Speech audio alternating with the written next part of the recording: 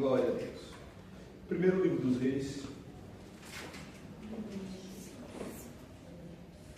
É um texto que fazia tempo que a gente não trazia a exposição desse texto do Velho Testamento. Um texto bem conhecido da igreja.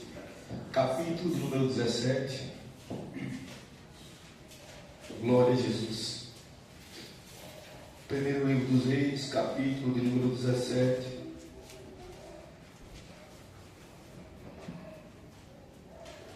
Glória a Deus. Versículo de número 4. Vamos fazer menção a partir do versículo número 2. Melhor compreensão nossa. Diz assim o texto sagrado, igreja. Depois veio a ele a palavra do Senhor, dizendo: vai-te daqui e vira-te para o oriente. Esconde-te junto ao ribeiro de Querite, que está diante do Jordão. E há de ser que beberás do ribeiro, e eu tenho ordenado aos corvos que ali te sustentem. Foi, pois, e fez conforme a palavra do Senhor. Porque foi e habitou junto ao ribeiro de Querite, que está diante do Jordão. E os corvos lhe traziam pão e carne pela manhã, como também pão e carne à noite. E bebia do ribeiro. Amém, irmãos? Amém. Até aqui. Irmão Alexandre, esta palavra do Velho Testamento, poderíamos deixar esta palavra obsoleta e não mais fazer uso dela na dispensação da graça. Mas quando nós olhamos para o Velho Testamento, existem passagens, textos bíblicos que nos motivam a buscar uma fé sólida, a buscar uma fé estruturada, a buscar uma fé inabalável. Nós agora estamos falando do profeta Elias, um homem que até então estava nos bastidores proféticos de Israel.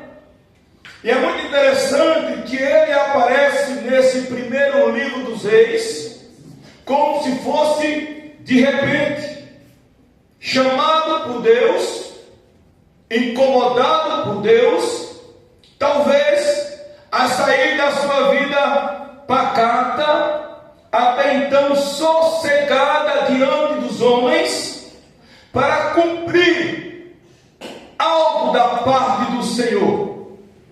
E algo que já começa a chamar muito a nossa atenção, eu falo de forma coletiva, a nossa atenção é que o texto diz que Elias era dos moradores de Gileade, mas não enfatiza a forma, a maneira em que o Senhor chamou Elias para o ministério. Mas nós, de uma forma muito clara, conseguimos observar um homem que obedecia à voz de Deus, um homem que tinha temor de Deus. E todos aqueles que foram chamados pelo Senhor para exercer qualquer serviço ao mandado do Senhor e obedientes sendo ao Senhor, viveram milagres extraordinários na sua vida. Elias vai chamar E em sendo chamado, denota-se que Elias já tinha um processo de intimidade profunda para com o Senhor. Porque a palavra do profeta Elias, irmão Alexandre, quando ele é chamado, ele diz: sobre a minha palavra não haverá chuva sobre a terra. Eu acho isso de uma ousadia tremenda. Dizer sobre a minha palavra era como se fosse a voz de Javé bradando naquela terra de Israel, em uma representação do profeta Elias dizendo: sobre a minha palavra, Acabe, não terá chuva sobre a terra. E profetiza Elias. E agora Deus dá uma ordem para Elias: profetiza. E agora guarda Elias em um ambiente que aos olhos do homem parecia ser hostil, mas aos olhos do Senhor era o ambiente propício para a vivência do profeta.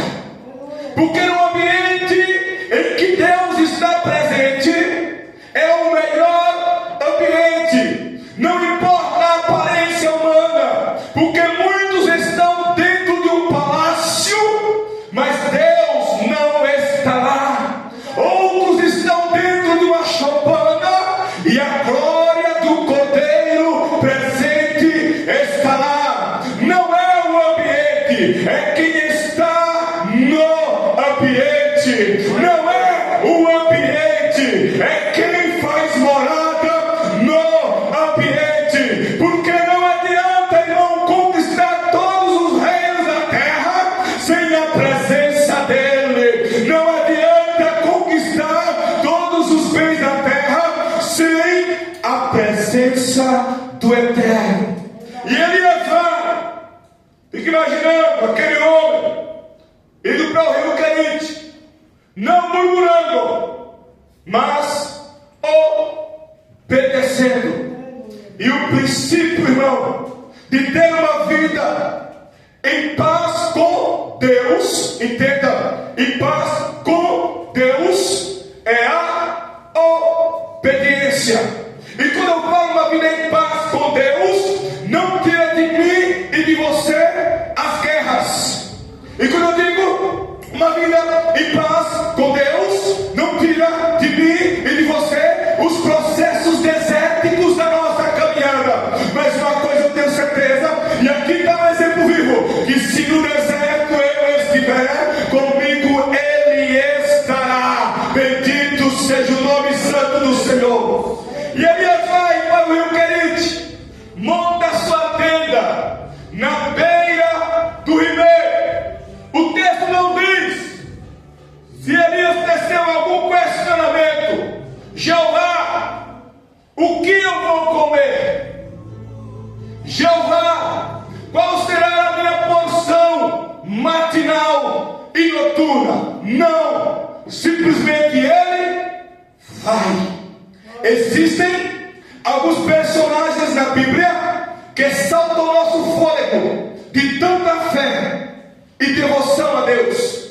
Abraão, sai do meio da tua parentela, sai da tua terra, que eu te mostrarei para onde tu tem que ir. Que foi o que Abraão fez? Saiu e foi. Existe fé, e esta fé sobrenatural, inabalável, e é por isso que eu digo: tragamos a nossa realidade de hoje, o texto veterotestamentário, para que nós possamos absorver algo tão poderoso que é a fé inabalável. Elias está no Querite. Alguns dizem que o significado de Querite é do tamanho de Deus, para ficar na estatura que Deus quer, do jeito que Deus quer. Deus permite alguns processos em nós, não para nos destruir, mas para nos aprimorar, como ferramentas em suas mãos. O corpo, e aí eu fico imaginando, cena de cinema, chegando pela manhã, irmão Alexandre, aquele pássaro preto, batendo asa e trazendo pão. De onde veio esse pão, irmãos? Chegando à noite, trazendo carne. De onde veio essa carne, irmãos? Detalhe, a terra está passando por privação. A terra está passando por seca. A terra está passando por dificuldade. Mas aquele que habita no esconderijo do Altíssimo, a sombra do Onipotente descansará. Deixa eu te dizer uma coisa: esta sombra não é como a sombra da borboleta do profeta Jonas, em que a praga veio e acabou de uma hora para outra. Essa sombra é inabalável. Bendito seja o nome do Senhor. Aleluia. A dificuldade estava solar. Aleluia. Enquanto isso, Elias estava comendo pão e carne e bebia da água do ribeiro. Esta parte do versículo 6b, e bebia da água do ribeiro, nos aponta para alguma coisa, nos mostra alguma coisa, que vai chegar o momento que também a água do ribeiro vai acabar. Mas quando a água do ribeiro acabar, é o momento de Deus trazer mudança.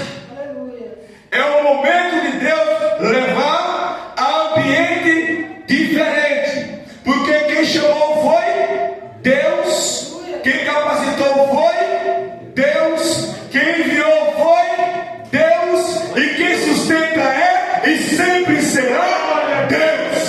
Bendito seja o nome de Jesus. Passa-se os dias, a Bíblia não diz quantos meses foram, a água do ribeiro secou, mas dá-se a entender que no coração do profeta havia paz, porque a confiança traz paz na alma, a paz que excede toda sabedoria de entendimento humano. Bendito seja o nome de Jesus. A paz que nos leva para próximo do Senhor, a paz que faz-nos enxergar de forma diferente, e quando tudo está dando errado de um lado para o outro, nós estamos em paz, porque Ele está em nós e nós estamos nele. Bendito seja o nome do Senhor. Mas acabou a água, fique em paz. O corpo não vai trazer mais carne e pão, fique em paz, porque Ele é dono da água, Ele é dono do corvo, Ele é dono do rio, Ele é dono da vida e da tua vida. Bendito seja o nome de Jesus. Glória a Deus, louvado seja teu nome. Irmãos, os irmãos já conhecem a minha linhagem de pensamento bíblica e a maneira de pregar. E eu não sei por que nessa noite o Senhor nos traz esta porção de uma vida em obediência diante do Senhor, e nos revela o que Ele pode fazer através da minha e da tua obediência. Bendito seja o nome de Jesus. Passa-se um processo e muda-se de fase. É uma fase mais fácil, olhando de forma simplória, não. Que agora Deus traz mais uma prova na vida do profeta. Qual é? Será acolhido por uma viúva, e que aparentemente nada tinha para oferecer. Aparentemente, entenda o que eu estou falando essa noite. Aparentemente nada tinha para oferecer, porque na casa da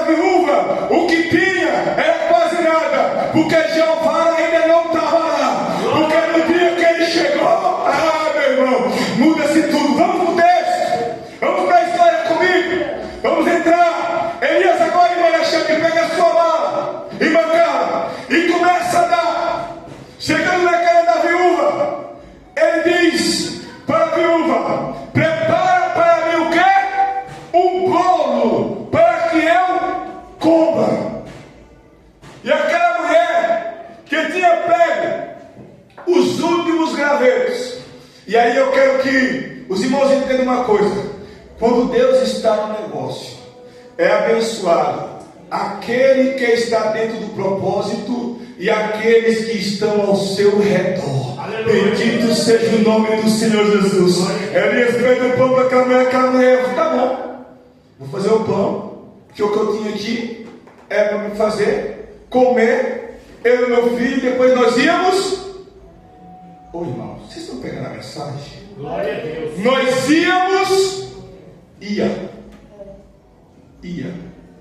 Porque quem chegou é o dono da. Glória a Deus, aleluia. O dono da vida estava chegando na casa da viúva. Olha que bênção. Ela faz o bocado com o restante que tinha de azeite e de farinha. Qual foi a palavra do profeta? Vai ter na tua despensa até o dia que chover sobre. Louvado seja Deus. Chuva significa provisão, porque choveu, a provisão vem. A prova do profeta acabou? Não, teria que ser provado um pouco mais. Eu estou trazendo aqui a cronologia do profeta Elias. A mulher tinha um filho. O que aconteceu com o filho da mulher? Morreu. Chegou o pão, chegou o azeite, mas a vida que habitava com ela foi ceifada. A mulher ficou indignada. Quem é que tinha comunhão com Deus? A mulher ou Elias? Elias. Era Elias. Entenda uma coisa aqui esta noite: quem tem comunhão com Deus é eu e você. Aleluia, Jesus. Muitas das vezes as pessoas que estão ao nosso lado não vão entender alguns movimentos. Glória a Deus. Não vão entender algumas situações. E seremos colocados à prova. E seremos colocados em teste.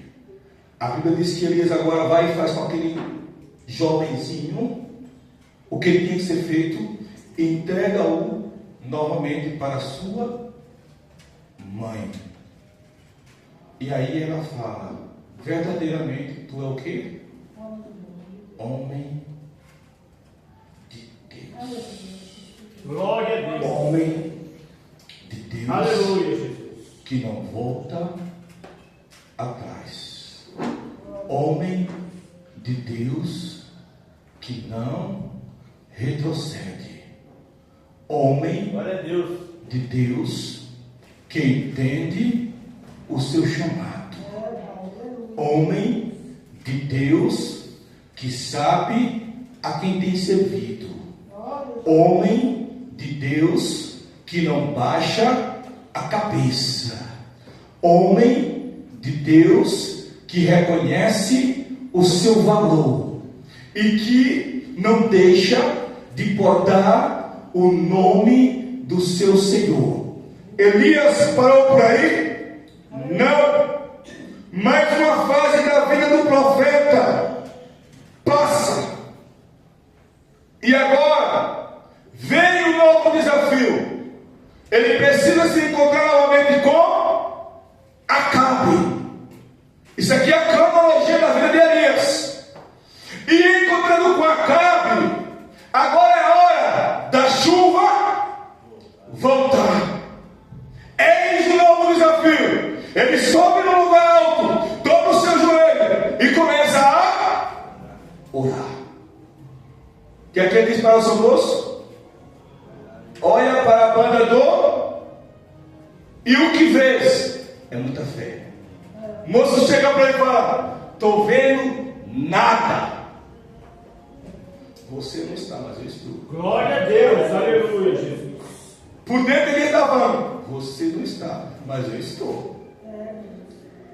E parece que Elias, com muito jeito, fala: eu te entendo, filho. Eu te entendo. Não é para todo mundo, Elisão. Aleluia. Quem era chamado era o moço Elias? Elias.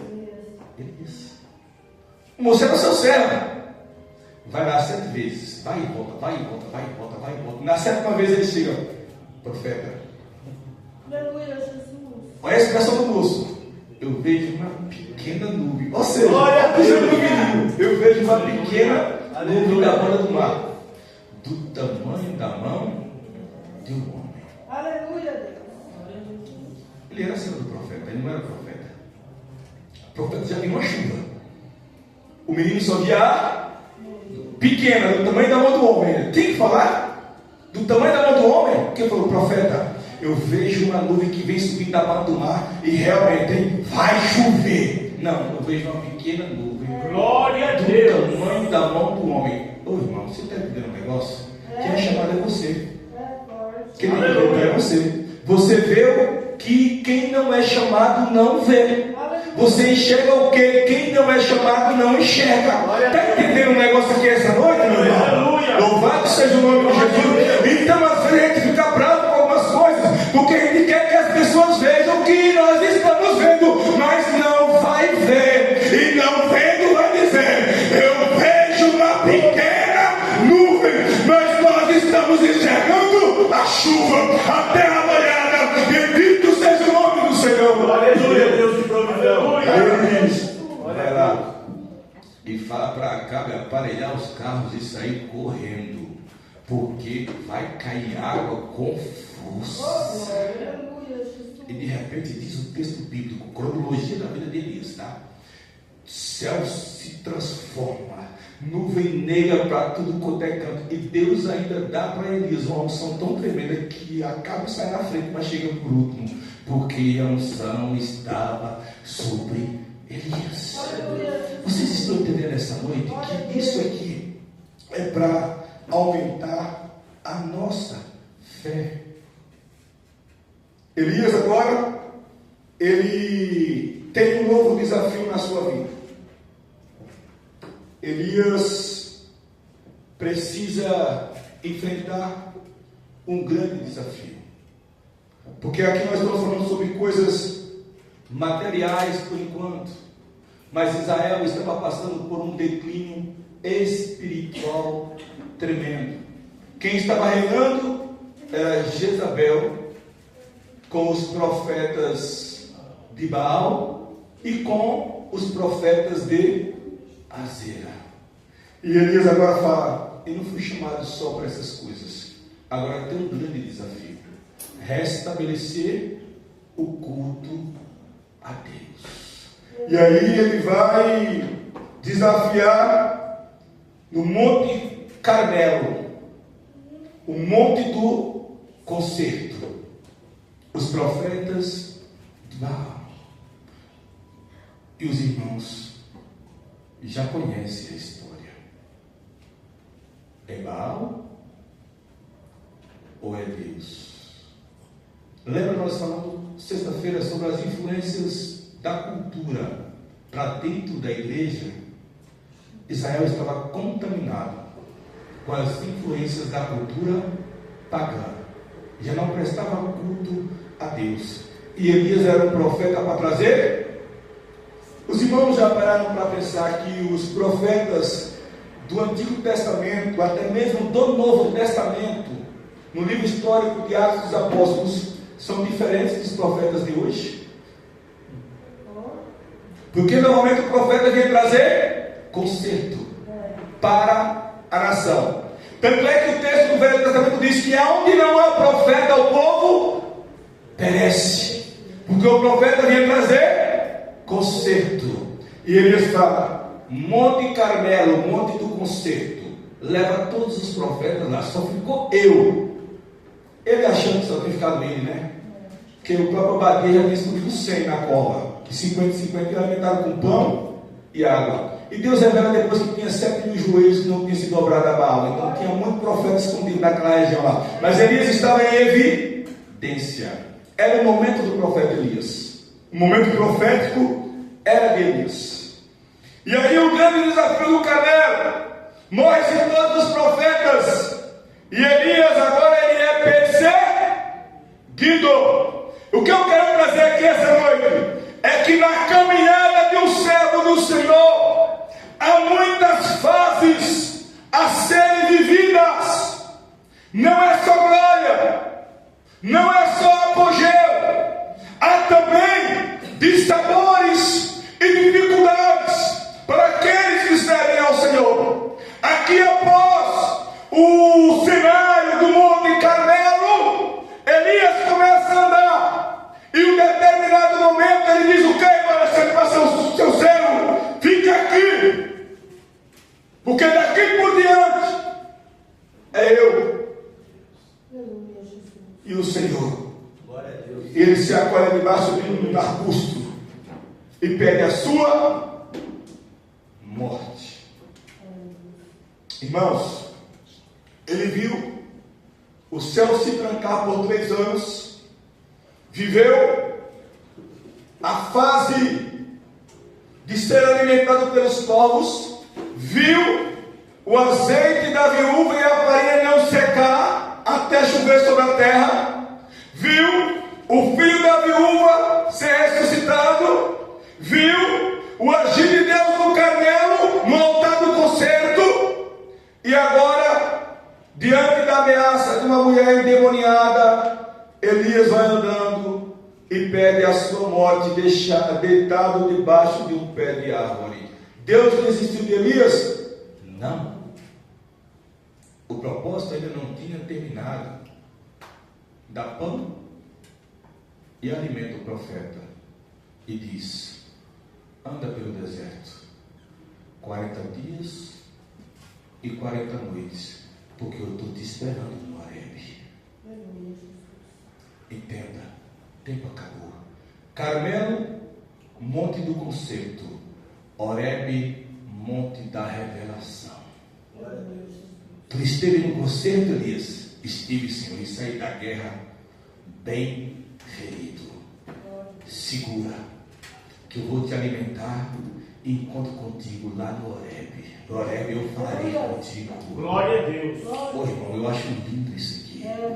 E a Bíblia diz, com a força daquele pão que o anjo serviu a Elias, ele ia dar 40 dias e 40 noites no deserto.